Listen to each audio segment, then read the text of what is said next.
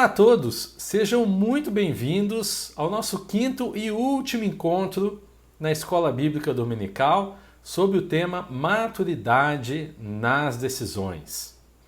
Para você que tem nos acompanhado, eu gostaria de relembrar algumas coisas antes da gente continuar na nossa última aula, tá? Bom, nas aulas anteriores, desde a primeira edição, o primeiro dia, nós falamos sobre a capacidade do homem de decidir. Deus nos fez decisores. Quer goste, quer não goste, nós tomamos decisões. Até quando delegamos uma decisão, é uma decisão nossa que estamos tomando. Então, muito cuidado na tomada das decisões que nós temos, né? E toda decisão, ela deve ter uma visão, ela deve ter um propósito. Qual o seu propósito? O que você quer atingir com essa decisão? Então a decisão ela deve seguir em direção a esse propósito e ela deve respeitar os seus valores. No nosso caso, que somos cristãos, temos valores bíblicos para respeitar em relação a essas decisões. Falamos sobre isso aí nas primeiras aulas. Falamos também sobre a importância do planejamento. Planejar, tomar decisões.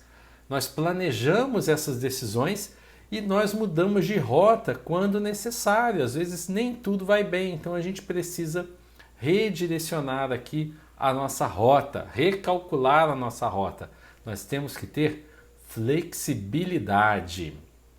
Bom, falamos também sobre adquirir experiência, diversas formas com que nós adquirimos experiências e quanto mais experiência a gente tem, quanto mais experiência a gente adquire, melhor e mais rápidas serão as nossas decisões. Nós falamos que decisão se aprende tomando. Então, quanto mais decisão a gente toma, mais experiência a gente adquire. Seja decisões certas e decisões erradas. Até as erradas nos ensinam, né, a melhor forma de tomar decisões numa próxima vez. E por fim, nós falamos sobre ter alternativas. Várias alternativas para cada decisão que a gente vai tomar, né? E escolher aquela que melhor se adapta à nossa visão, ao nosso propósito. Bom, estes foram os temas que a gente falou nas aulas passadas. Mas uma pergunta que sempre nos vem à mente é a seguinte: como sabemos que nós tomamos a decisão certa? É uma pergunta que é até um pouco difícil de responder. Mas existem alguns sinais que eu gostaria de refletir com vocês aqui hoje.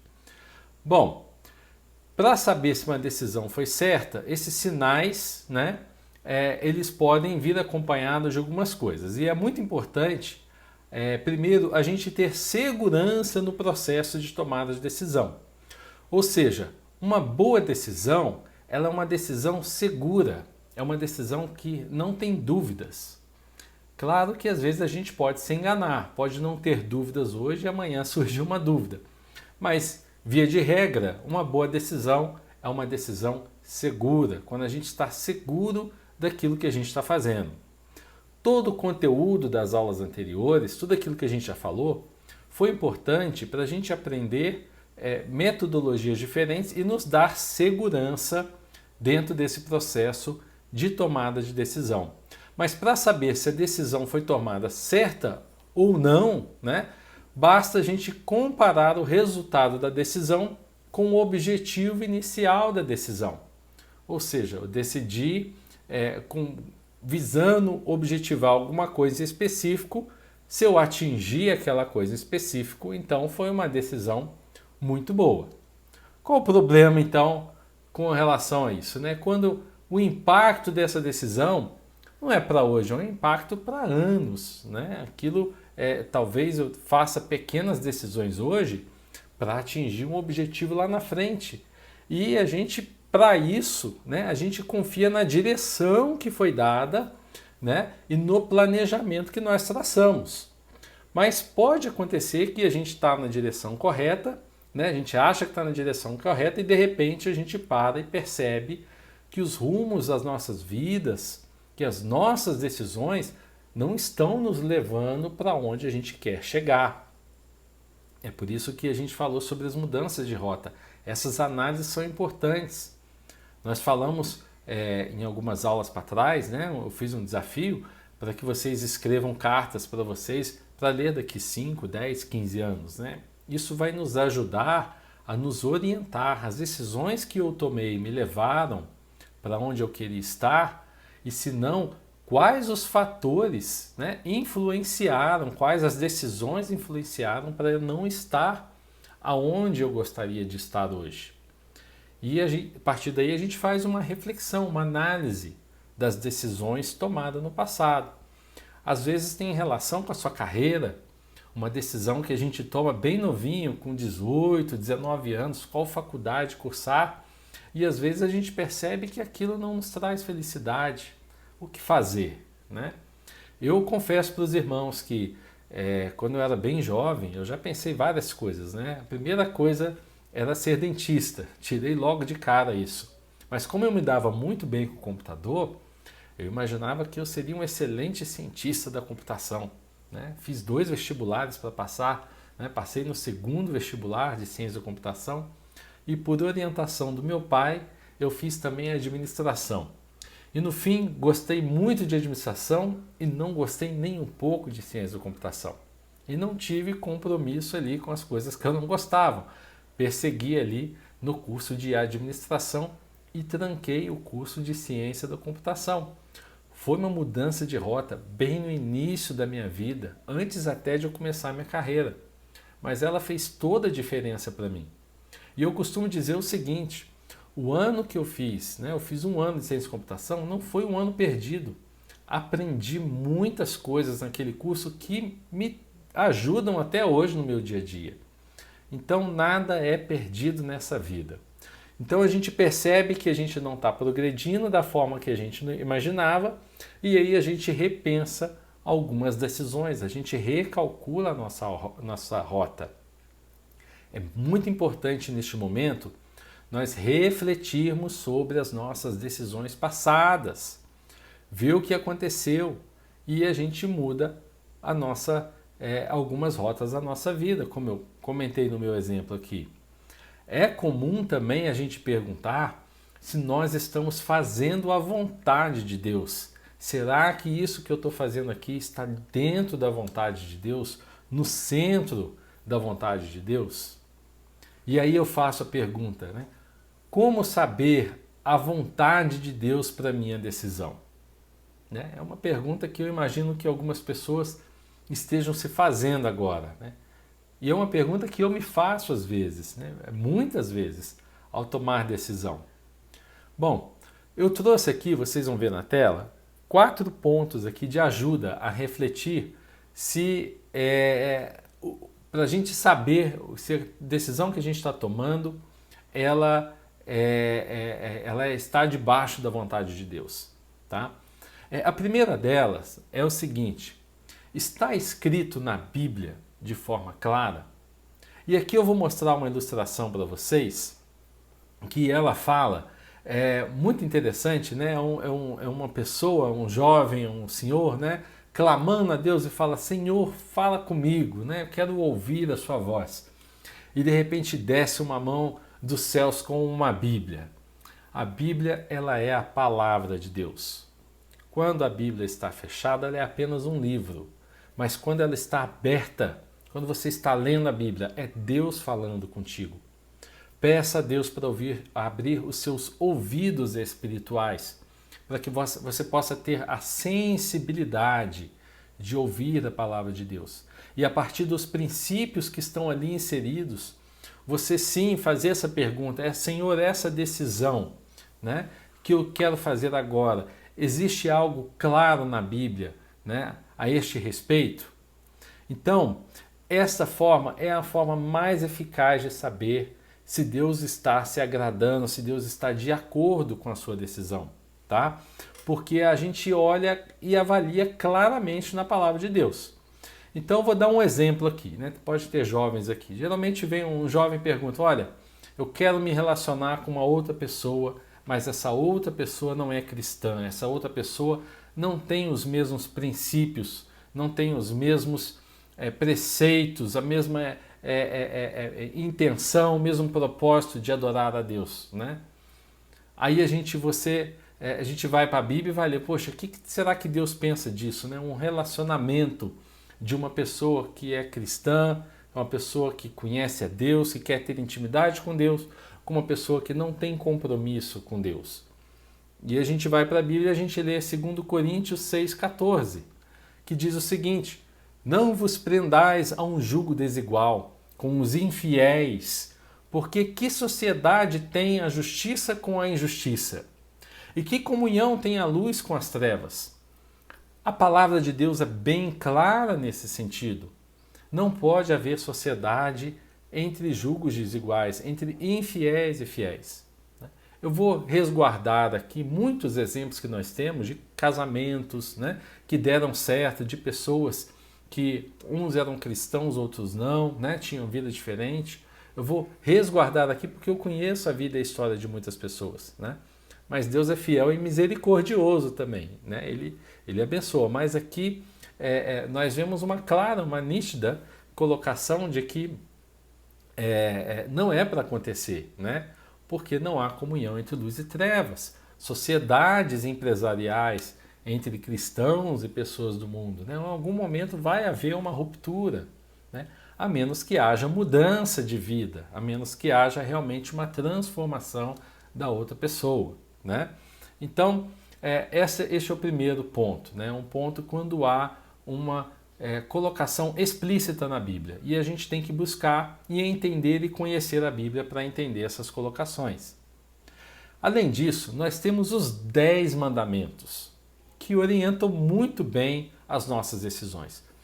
Não terás deuses além de mim. Né? Muitas das decisões que nós tomamos são para agradar nossa própria carne, são para levantar outros ídolos que não a Deus nas nossas vidas e às vezes não entendemos, né? Pode ser um emprego, pode ser um carro, pode ser uma casa ou qualquer outra coisa. Isso pode virar um ídolo e aquilo não agrada a Deus. Não farás para ti imagem de escultura, não tomarás o nome do Senhor em Deus em vão.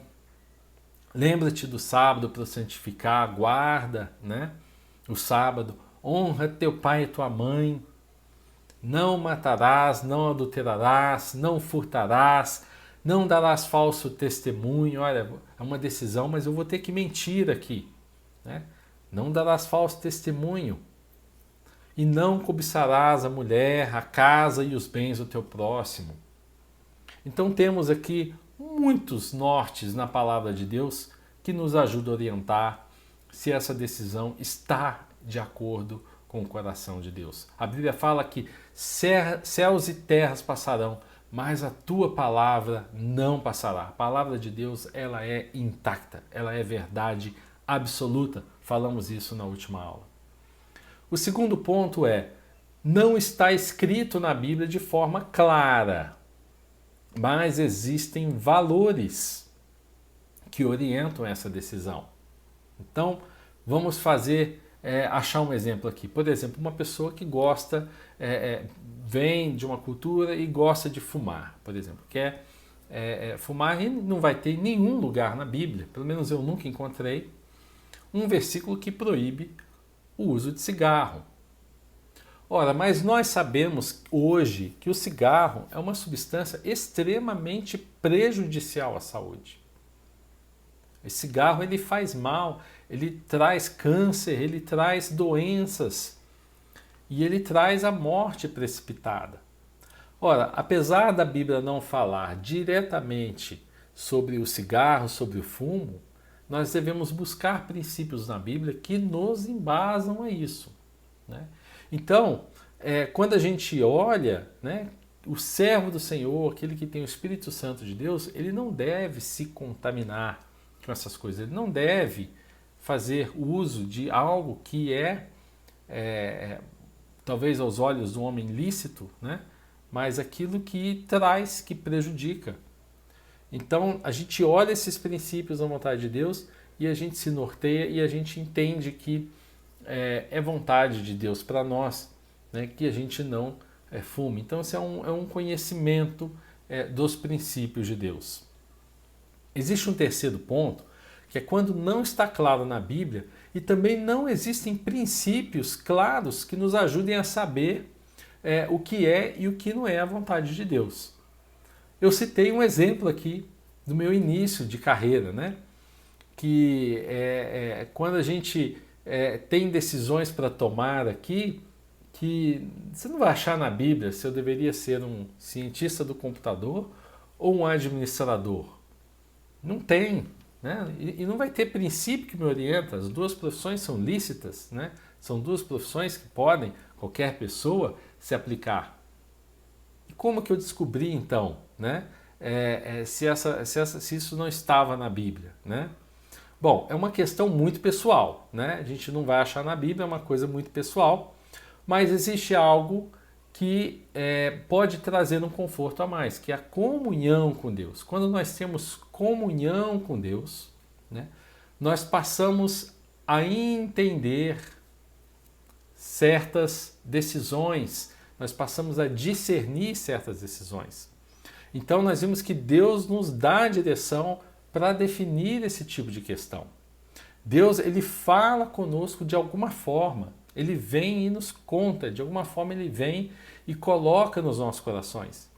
E é evidente que o servo de Deus, ele tem que estar na presença de Deus para conseguir enxergar aquilo que Deus tem colocado. Ora, quando a gente estuda a história de Gideão, né, nós lemos aqui em Juízes que Gideão ele tinha um questionamento ali para Deus. Deus, é o que eu preciso saber se o Senhor irá livrar Israel através da minha mão, né? Porque o Senhor falou, olha Gideão, vá lá e eu vou livrar Israel através de ti, né? Um jovem, né? E Gideão, com aquela questão, com aquela dúvida se ele devia ou não devia, se ele faria aquilo, né? Levantaria aquele exército ou não, ele vai e ele coloca uma prova diante de Deus. E ele fala, olha Deus, né? Diz em Juízes 6 aqui, né? 36. E disse Gideão a Deus, se haja livrado a Israel por minha mão, como dissestes, eis que eu porei um velo de lã na eira. Se o orvalho estiver somente no velo e toda a terra ficar seca, então conhecereis que haja livrado a Israel por minha mão, como dissestes. E assim sucedeu, porque no outro dia se levantou de madrugada e apertou o velo, e do orvalho que espremeu do velo encheu uma taça de água. E disse Gideão a Deus, não se acenda contra mim a tua ira, se ainda falar só esta vez, rogo-te que só esta vez faça a prova com o velo, e rogo-te que só o velo fique seco, e em toda a terra haja orvalho. E assim Deus fez naquela noite, pois só o velo ficou seco, e sobre a terra havia o orvalho. O que aconteceu aqui? Gideão buscou uma prova com Deus. Ele falou assim, olha, eu vou colocar um pedacinho ali, um algodãozinho ali no chão, vai vir um orvalho pela manhã, mas só o algodão vai molhar, a terra vai ficar seca.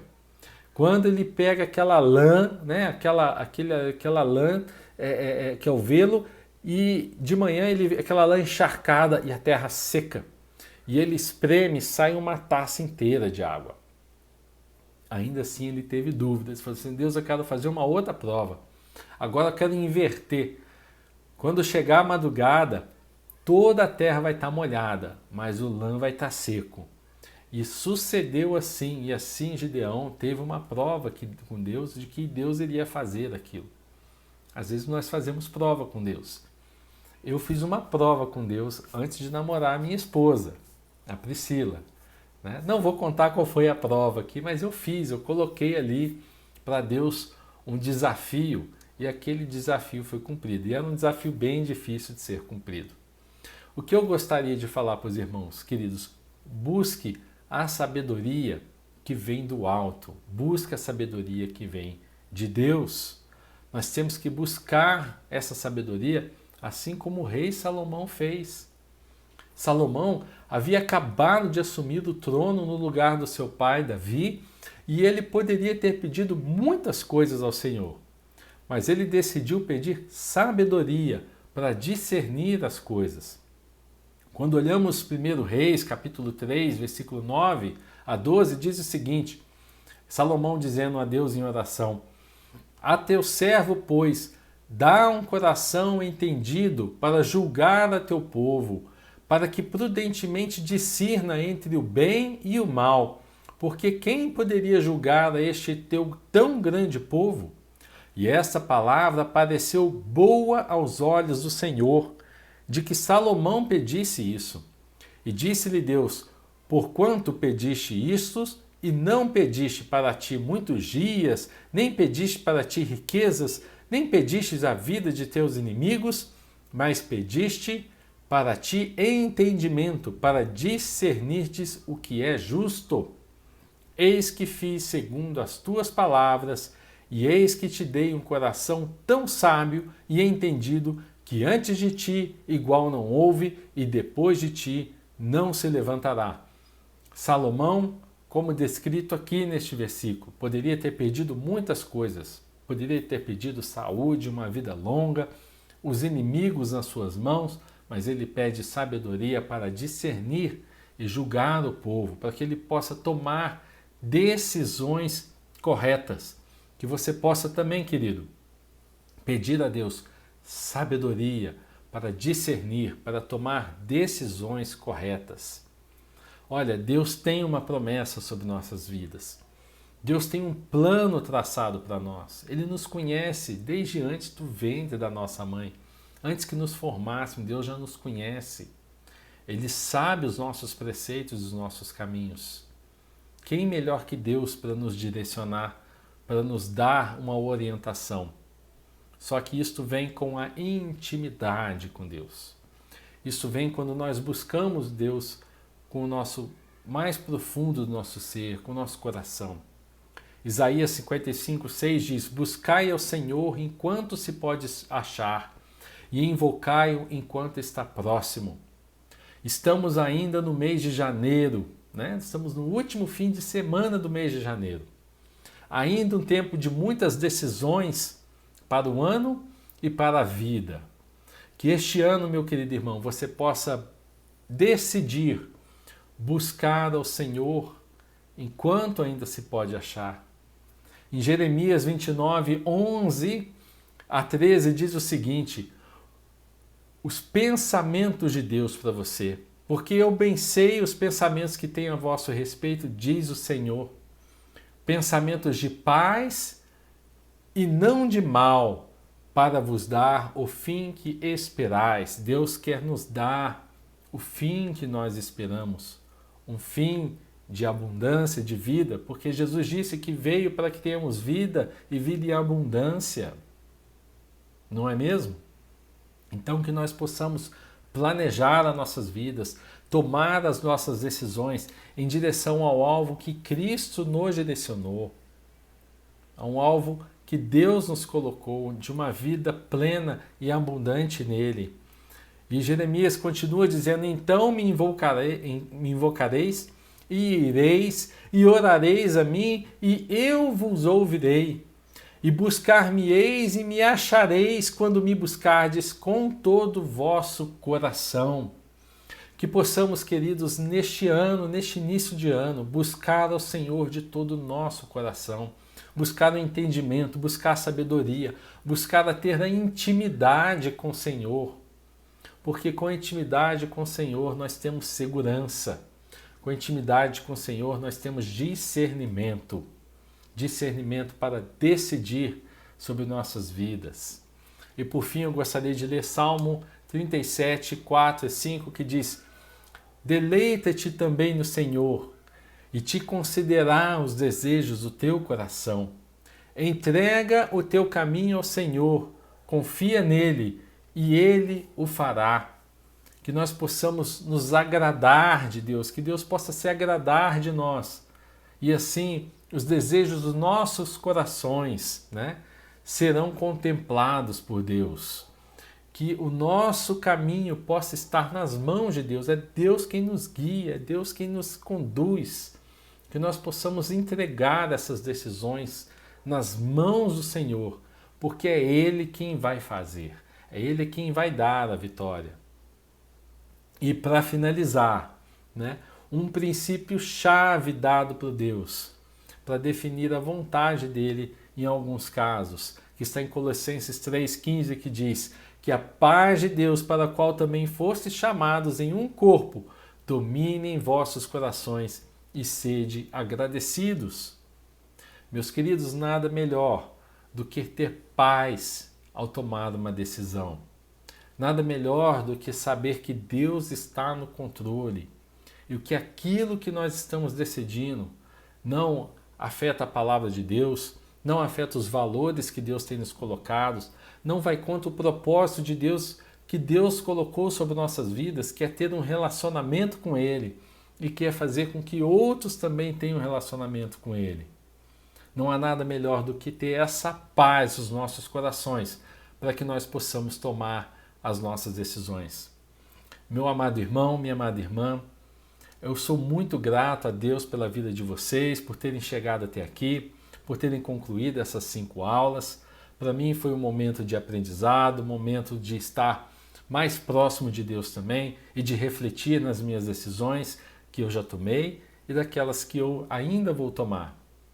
Que você possa ter tido esta oportunidade de refletir sobre as suas decisões, mas principalmente que você possa, a partir de hoje, tomar uma nova decisão de seguir a Cristo de corpo e alma, de coração, de buscar a Deus com todo o seu entendimento, para que você possa receber do Senhor essa sabedoria que vem do alto para discernir o bem do mal. Amém, meus queridos? Vamos orar nesse sentido. Pai, nós queremos te dar graça, Senhor, pelo teu amor, pela tua graça, pela tua palavra, que ela é fiel e ela é verdadeira nas nossas vidas, Pai. Pai, aqui estão queridos irmãos e irmãs que acompanharam essas aulas, ó Deus, e têm buscado, Senhor, tomar decisões de forma mais correta, tomar decisões que são produtivas, decisões que tragam, Senhor, uma vida plena, uma vida abundante em Cristo Jesus. Que o Senhor possa, Senhor, a partir desse dia, ó Deus, encher e contemplar os corações desses irmãos, ó Pai, que eles possam receber de Ti, ó Pai, sabedoria e discernimento, para que suas decisões, ó Deus, levem a eles a uma vida próspera, uma vida plena e abundante, ó Pai. Pai, que o Senhor possa nos ensinar, ó Deus, a tomar decisões conforme a Tua glória, conforme a Tua graça sobre nossas vidas. Esteja conosco, Senhor. Esteja com cada irmão aqui que nos acompanhou nessas aulas, ó Pai. Que o Senhor possa estar abençoando a eles, as suas famílias, ó Deus, os seus empregos, os seus bens. Que o Senhor, as suas vidas, eles estejam, Senhor, entregues a Ti completamente, ó Pai. E que o Senhor possa estar sob controle, Deus. Todas as coisas possam estar sob o Teu controle e sob o Teu domínio. É o que nós oramos, ó Deus, e pedimos em nome de Jesus. Amém. Mais uma vez, queridos, muito obrigado por nos acompanhar até aqui. Estejam com a paz do Senhor e até a próxima. Até mais. Tchau, tchau.